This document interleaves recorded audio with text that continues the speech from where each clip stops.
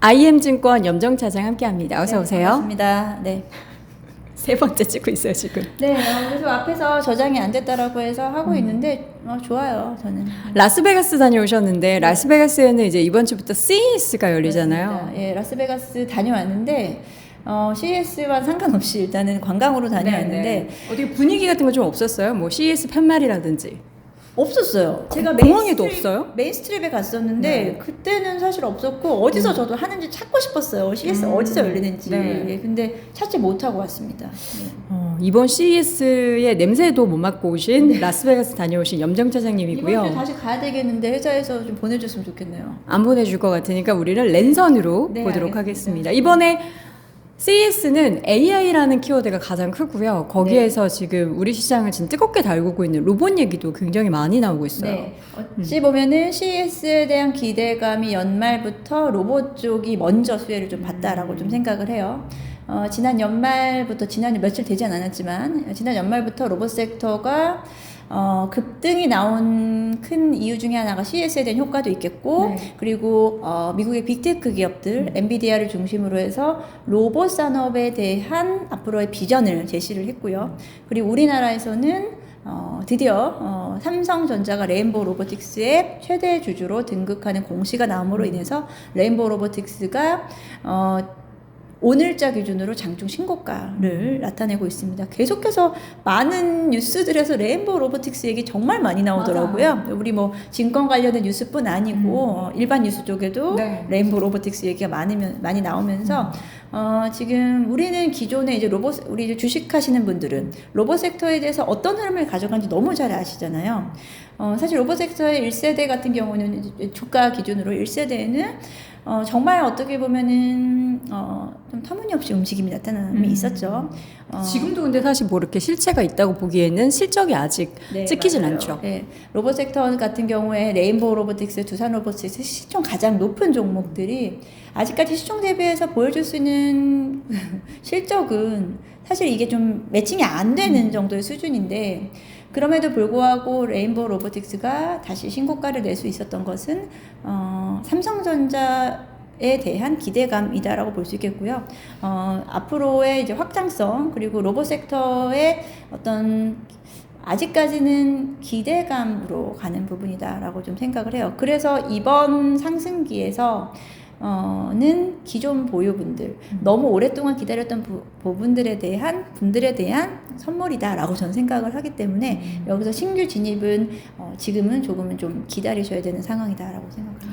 그러면 올해 로봇이 계속해서 그 테마나 이런 기조가 이어질 거라는 기대감은 좀 접어야 된다라는 건가요? 아니요, 그런 거는 아니고요. 지금 단기적인 상승분이 좀 상당히 부담스러울 수밖에 없고요. 여기서 레인보우 로보틱스를 중심으로 해서 상승이 컸었던 종목들이 당연히 차익 실현 매물이 나올 수밖에 없는 구간이기 때문에 여기서는 섹터의 어떤 흐름은 한 번은 좀 쉬어갈 수 있다. 그리고 지금 이번에 함께 동반해서 많은 종목들이 올랐지만 결국은 섹터 내에서의 어떤 종목의 선별, 종목의 조정은 이루어질 수 있기 때문에 지금 뭐 로봇 관련된 종목이라고 무조건 따라가는 것은 저는 좀 지양해야 되는 상황이다. 조금 좀 냉정해져야 되는 상황이다라고 보고 있습니다. 그러면 일단 냉정을 찾은 다음에 네. 그 다음에 로봇에 대한 모멘텀을 좀 기대하면서 네. 우리가 좀 포트에 편입하거나 투자를 할 때는 네. 어떤 기업을 골라야 되는 거예요? 네, 앞서 말씀드린 대로 로봇 같은 경우에는 지금 실적으로 단기간에 보여줄 수 있는 게 없습니다. 내수 같은 경우에도 로봇, 특히나 로봇, 스마트 팩토리 쪽에서 단기적으로 가져갈 수 있는 게 그렇게 크지 않아요. 외형 성장이 크지 않기 때문에 제일 첫 번째는 아무래도 대기업과의 협력 관계, 대기업의 지분 관계가 있는 종목들 중심으로 장기적인 관점에서 접근하는 게 맞다. 예를 들자면 레인보우 로보틱스는 삼성전자고 네. 두산 로보틱스 같은 경우에는 최근에 그 합병 문제로 인해서 주가가 많이 좀 움직임이 단기 낙폭이 좀 강했기 때문에 그에 대한 반발 매수가 좀 있는 것 같고요. 두산 로보틱스 그리고 포스코의 지분 관계라든지 포스코 협력을 가지고 있는 유로메카 그리고 뭐 SK 온과 SK 쪽과의 지금 2대 주주로 등극한 유일 로보틱스 그 외에도 뭐 LG전자와 관련 로보티즈, 로보스타 이런 종목들 중심으로는 일단은 조정이 나오면은 접근할 수 있는 좀 기회는 있고요. 삼성전자의 지분 관계는 아니지만 삼성전자 납품 이력 있는 SPG 감속기 관련된 종목들 같은 뭐 최근에 SBB테크 같은 감속기 부품 관련된 종목들도 액추에이터 시장에서 지금 한참 이야기가 많이 나오고 있는데요. 이런 종목들을 조금씩 이렇게 정확하게 좀 나열을 하셔가지고 좀 너무 이제 아무 종목이나 사시면 안 되고 지금은 좀 선별적으로 좀 지켜보시면서 대응하셨으면 좋겠습니다. 그럼 대형주와 연관관계가 있는 기업 위주로 앞으로도 이제 조정 시 네. 투자 관점으로 말씀을 해주셨는데 사실 이런 기업들이 언제 성과가 나오는지는 모르는 거잖아요. 네. 올해 뭐 CS 아무리 휴머노이드 로봇이 나오고 네. 엔비디아도 이제 로봇 개발한다고 하고 뭐 테슬라의 옵티머스 네. 다 얘기가 나오는데 우리나라는 어떻게 보면 기술력에 있어서는 지금 중국보다도 뒤처져 있잖아요. 실제로 기술력 부분에서 가장 또 중요한 게 이제 부품 쪽이고요. 우리는 지금 로봇 쪽에서 수입을 가장 많이 하는 게 일본에서의 수입이 가장 많거든요. 거의 50% 이상이 일본인데요. 일본은 이제 부품, 그러니까 그 감속기부터 해서 모터, 감속기, 액추에이터 관련해서 부품에서의 강자가 일본이에요. 그래서 불과 2, 3년 전만 하더라도 이 감속기 쪽이라든지 주요 부품, 로봇에서의 주요 핵심 부품을 대부분 다 일본에서 수입을 했었고, 그래야지만 경쟁력이 있기 때문에. 근데 이제 이번에 정부도 마찬가지고 이런 핵심 부품이라든지 로봇 산업에 대한 육성을 통해서 많이 상당히 기술력을 향상되어 있는 상태입니다.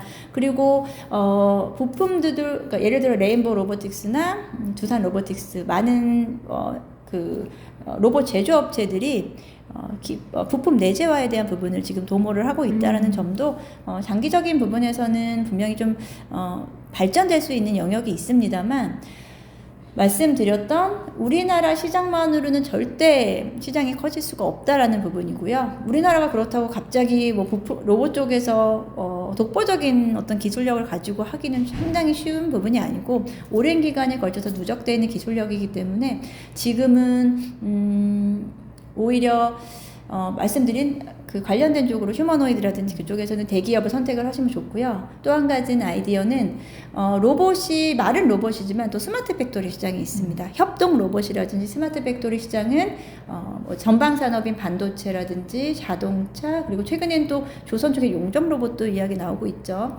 하지만 그 F&B 푸드 쪽에서의 로봇은 매출액이 그렇게 크진 않아요. 그래서 저는 스마트 팩토리 쪽을 좀 보고 있어요. 그래서 우리나라 전방 산업들이 워낙에 좀 반도체라든지 자동차 쪽이 페파가 크기 때문에 스마트 팩토리 관련된 종목들도 단기적으로는 실적을 내기가 조금은 더 쉬운 쪽이다라고 좀 볼 수 있겠습니다. 그럼 올해 로봇주에 대한 투자는 어쨌든 실적과 뭔가 가시적인 성과를 보고 투자한다라기보다는 성장성이 있는 기업, 특히나 그 기업이 대기업과 연관관계가 있는 그런 기업을 선택을 해야 되는 거네요. 사실은 삼성전자도 레인보우 로보틱스를 픽하면서 지금 최대주주로 들어간 것도 삼성전자가 어떻게 보면은 그 회사를 키우고 싶다라기보다 어떻게 보면 살아남기 위한 돌파구일 수도 있거든요.